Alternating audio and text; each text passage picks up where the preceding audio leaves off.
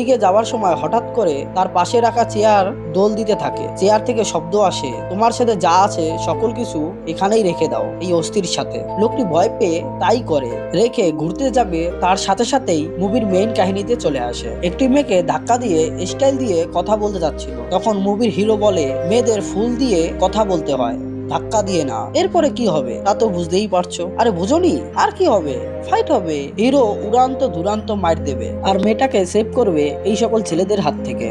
রাজুর দাদি সকলকে ভুলে যাওয়ার প্রবলেম আছে, হঠাৎ হঠাৎ সকলকে ভুলে যেত। তার শুধু মনে থাকতো তার হাজবেন্ডের কথা। তার হাজবেন্ডের কথা ভাবতে ভাবতে সকলকেই ভুলে যেতেন। একদিন হঠাৎ করে মেলার মধ্যে অচেতন হয়ে পড়ে যায়। দাদিকে কোনোভাবে ঠিক করে বাড়িতে নিয়ে আসে। রাজু বলে, আমি তোমাদের সকলকে রেখে চলে যাব, হয়তো তুমি দাদাজির কথা চিন্তা করা বন্ধ করবে, নয়তো আমি চলে যাব। রাজু চলে যাওয়ার কথা শুনে দাদি ভয় পেয়ে বলে, আমি আর তার কথা চিন্তা করব না। রাজু ইমোশনাল হয়ে দাদিকে দিব্যি দেয় যাতে আর সে চিন্তা না করে।